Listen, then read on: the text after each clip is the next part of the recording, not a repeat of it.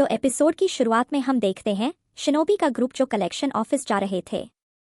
फिर वो लोग कलेक्शन ऑफिस का दरवाजा खोलते हैं और इधर उधर देखते हैं और कहते हैं कि लगता है वो लोग यहाँ पर नहीं आए हैं। वहीं एक शिनोबी का ग्रुप दूसरे कलेक्शन ऑफिस में अटैक करता है और दरवाजा तोड़ देता है। अंदर जाने के बाद उनको भी कोई नहीं मिलता। फिर उनका लीडर कहते हैं कि यहाँ पर कोई नहीं है, हमें दूर रहकर इंतजार करना होगा। फिर हम देखते हैं एक लीफ शिनोबी को, वो मास्क लगाकर था और वैसे वो गटर में घुसा हुआ था। वहां भी एक कलेक्शन ऑफिस था तो उसे वो चेक करता है, लेकिन वहां पर कोई भी नहीं मिलता। फिर वो गटर से बाहर निकलता है और कहता है कि यहाँ पर कोई नहीं है। वहीं हम देखते हैं इनो की टीम को एक आदमी मिलता है।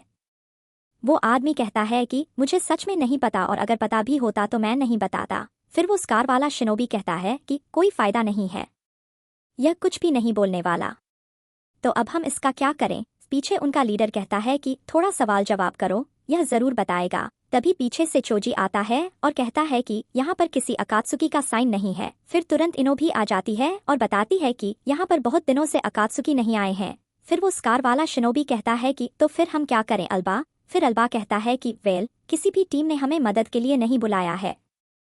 फिर वो शिनोबी कहता है कि इसका मतलब उन लोगों को अभी तक अकात्सुकी नहीं मिले हैं। फिर अल्बा बोलता है कि लेकिन हो सकता है कि कोई एक टीम उनसे लड़ रहे हों। वो शिनोबी कहता है कि फिर तो डरने की कोई बात नहीं है। अगर वो आसुमा के टीम से भिड़ रहे हैं तो सबको पता है आसुमा कितना टफ आदमी है। चोजी बोलता है कि हाँ, ऊपर से उनके साथ शिकामारू भी है। फिर अल्बा कहता है कि ठीक है, बाहर निकलते हैं, फिर हम स्ट्रेटेजी बनाएंगे। बाहर अल्बा कहते हैं कि जहां तक हमें पता है अकात्सुकी 5 कलेक्शन ऑफिस के लिए निकल चुके हैं और बाकी 4 टीम से कोई बैकअप के लिए नहीं बुलाया है और हमने यहाँ पर भी चेक कर लिया। वो शिनोबी कहता है कि तुम सही कह रहे हो सकता है कि वो लोग यहाँ पर आने वाले हों। अल्बा कहते हैं कि ठीक है, हम यहाँ पर वेट करेंगे और जैसे ही वो लोग यहाँ पर आएंगे हम उन पर हमला कर देंगे। फिर हम देखते हैं बाकी टीम्स के शिनोबी को, वो लोग भी कलेक्शन ऑफिस के चारों ओर छिपे हुए थे। फिर हम एक वॉच टावर देखते हैं, वहां पर भी एक टीम था। फिर वो सभी लोग उस वॉच टावर के आसपास जाकर छिप जाते हैं। कोई झाड़ी बन जाता है तो कोई पत्थर बन जाता है, एक शिनोबी तो भाई दरवाजा ही बन जाता है। फिर हम देखते हैं गटर वाला कलेक्शन ऑफिस, वहां पर भी एक टीम छिपे हुए थे। फिर हम देखते हैं हिडन को, वो बैठा हुआ था। तभी पीछे से कोई आता है। यह देखकर हिडन कहता है कि काकुजू, तुमने इतना देर क्यों कर दिया। लेकिन वो होते हैं आसुमा सेंसी। फिर अपने ब्लेड को उसकी ओर फेंकते हैं, लेकिन हिडन अपने वेपन का यूज करके उसे दूर फेंक देता है और तभी उनके टीम के शिनोबी अटैक कर देते हैं हिडन पर। लेकिन हिडन नोटिस करता है कि वो हिल नहीं पा रहा था और हम देखते हैं कि वहां पर शिकामारू अपने शैडो पोजीशन जुत्सु से उसे रोक लिया था और कहता है कि तुम बहुत स्लो हो। आसुमा बोलते हैं कि चलो, एक तो गया काम से, लेकिन हिडन बोलता है कि ओह, दर्द हो रहा है। वैसे तुम लोग हो कौन। यह देखकर दोनों शिनोबी डर जाते हैं और कहते हैं कि यह जिंदा कैसे है। हिडन बोलता है कि अब हटो मेरे से, बेवकूफ। इजुमो कहता है कि यह क्या है, कहीं यह अमर तो नहीं है। हिडन बोलता है कि अब इतना भी तुम्हें समझ नहीं आ रहा, बेवकूफों। फिर से मैं पूछ रहा हूँ, कौन हो तुम लोग। तभी हिडन कुछ नोटिस करता है और देखता है कि आसुमा भी वो स्कार्फ पहने थे। तो यह देखकर हिडन कहता है कि कहीं यह भी 12 गार्डियन से तो नहीं है। ओहो, फिर से हमें वो बदबूदार कलेक्शन ऑफिस जाना पड़ेगा। आसुमा कहते हैं कि हम लीफ विलेज के शिनोबी हैं, हमें ऑर्डर मिला है तुम दोनों को खत्म करने का। हमें पता है कि तुम पेयर में काम करते हो, इसलिए हमने सोचा कि पहले तुम्हें कैप्चर करें। लगता है प्लान चेंज करना पड़ेगा। ऊपर शिकामारू मन में सोचता है कि तो यह है अकात्सुकी का मेंबर। मेरा शैडो पोजीशन जुत्सु ज्यादा देर तक नहीं टिकने वाला। वहीं नीचे हिडन हंसता है और कहता है कि तुम्हारा आज अनलकी डे है क्योंकि तुमने गलत आदमी को चुना है। फिर आसुमा कहते हैं कि तो बताओ मुझे, तुम्हारा पार्टनर कहाँ गया। तभी हम देखते हैं कि काकुजू शिकामारू के पीछे से आता है और उसे मारने ही वाला था और वहां पर बहुत ही बड़ा धमाका होता है, लेकिन शिकामारू तेजी से भागकर निकल जाता है। तभी आसुमा सामने आ जाते हैं और कहते हैं कि कोतेत्सु, इजुमो, दोनों इधर आओ। फिर सभी लोग आसुमा के आसपास आ जाते हैं। आसुमा को देखकर काकुजू कहता है कि बहुत अच्छे हिडन, तुमने तो सोना ढूंढ लिया। हिडन बोलता है, काकुजू, इससे दूर रहो, मुझे यह तीनों रिचुअल के लिए चाहिए। तो काकुजू कहता है कि ठीक है, पर ध्यान से वरना तुम मारे जाओगे। फिर हम देखते हैं कि हिडन एक सर्कल बनाता है और कहता है कि हाँ ठीक है, मैं भी यही चाहता हूँ, लेकिन यह पॉसिबल ही नहीं है। शिकामारू कहता है कि यह डायग्राम क्यों बना रहा है। फिर आसुमा बोलते हैं कि मैं अकेला जाऊंगा। तुम अपने शैडो स्टिचिंग से यह डायग्राम वाले अकात्सुकी को पकड़ो, फिर मैं इसे खत्म कर दूंगा। शिकामारू कहता है कि क्या आप तो कभी ऐसा प्लान नहीं बनाते? यह बहुत रिस्की है। कोतेत्सु कहता है कि तो ठीक है, मैं आपके साथ जाऊंगा। आसुमा गुस्से में बोलते हैं कि तुम लोग को समझ नहीं आ रहा, हमारे पास सिर्फ यही मौका है। देखो, यह दोनों मेरे से ज्यादा स्ट्रांग हैं।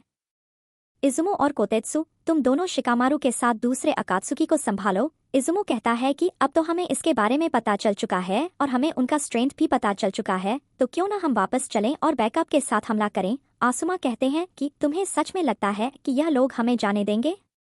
और अगर हमने कुछ नहीं किया तो लीफ विलेज और भी बड़े खतरे में आ जाएगा। दुश्मन के इलाके में घुसने के लिए हमें कभी कभी सख्त कदम उठाने पड़ते हैं। यह सुनकर शिकामारू को पास याद आता है जब वो लोग चेस वाला गेम खेल रहे थे। शिकामारू कहता है कि आप तो कभी ऐसा मूव नहीं चलते, आपको तो रिस्की मूव पसंद नहीं था। आसुमा कहते हैं कि अपने किंग को बचाने के लिए किसी को तो बलिदान देना पड़ता है। फिर प्रेजेंट में शिकामारू कहता है कहीं यह खुद को उसके हवाले तो नहीं करने वाले। फिर एक और पास्ट देखते हैं जब शिकामारू कहता है कि चेस यह तो बहुत ही बोरिंग है। आसुमा कहते हैं कि हाँ, मुझे पता है तुम बहुत ही लेजी हो, लेकिन यही तुम्हारी खासियत है। तुम इसके वजह से काफी क्लेवर स्ट्रेटेजी बनाते हो जो तुम्हें हार्ड वर्क करने से दूर रखता है। यह गेम भी वैसा ही है, तो यह बुक लो, इसमें सारा बेसिक रूल पढ़ लेना। शिकामारू कहता है कि ओहो ठीक है, 10 मिनट दो। फिर वो लोग गेम खेलते हैं और हम देखते हैं कि शिकामारू आसुमा को हरा देता है। आसुमा कहते हैं कि तुमने यह कैसे किया? शिकामारू कहता है कि यह तो बुक में लिखा हुआ था। आसुमा कहते हैं कि ठीक है, तो दोबारा खेलते हैं। प्रेजेंट में शिकामारू वही मूव के बारे में सोच रहा था कि अपने एक पीस को सैक्रिफाइस करना जब आपका ओपोनेंट बहुत ही ज्यादा ताकतवर हो। लेकिन वो कौन सा पीस होगा? हम तीनों चुनिन उतना काबिल नहीं हैं। ऊपर से अगर आसुमा हमारे बारे में सोचेंगे तो वो फुल पावर से लड़ नहीं पाएंगे। तो कौन सा मूव सही रहेगा? हम स्ट्रांग भी नहीं हैं, हमारे पास जो है हमें उससे कुछ करना पड़ेगा। फिर शिकामारू आसुमा को कहता है कहीं आप उस मूव के बारे में तो नहीं सोच रहे? यह ठीक नहीं होगा। आसुमा कहते हैं कि टेंशन मत लो, मैं सैक्रिफाइसल पीस नहीं बनने वाला। वहीं हिडन कहता है कि भगवान उसे माफ नहीं करता जो किसी का दर्द नहीं समझता है। फिर वहां पर काफी शांत माहौल हो जाता है। तभी आसुमा चाक्रा ब्लेड निकालते हैं और चले जाते हैं अटैक करने के लिए। फिर दोनों में फाइट होने लगता है। तभी शिकामारू अपने शैडो पोजीशन से उसे पकड़ने की कोशिश कर रहा था। फिर हिडन और आसुमा में बहुत ही भयंकर फाइट चालू हो जाता है। शिकामारू भी बहुत ही कोशिश कर रहा था उसे पकड़ने का, लेकिन वो नहीं कर पाता है। फिर एक और बार आसुमा उस पर अटैक करते हैं, लेकिन शिकामारू कहता है कि यह काम कर रहा है। अगर मैं ऐसा ही करता रहा तो आसुमा को एक चांस जरूर मिलेगा, लेकिन अगर यह काम नहीं किया तो फिर क्या? लेकिन तभी हिडन अपने वेपन से अटैक कर देता है आसुमा पर, लेकिन आसुमा वही चिरिकू वाला जुत्सु परफॉर्म करते हैं और उस वेपन को दूर फेंक देते हैं और साथ में हिडन को भी मार के फेंक देते हैं। यह देखकर काकुजू कहता है कि हिडन ध्यान से, हल्के में मत लो। शिकामारू कहता है कि यह इस फाइट से दूर है, लेकिन ज्यादा देर तक नहीं।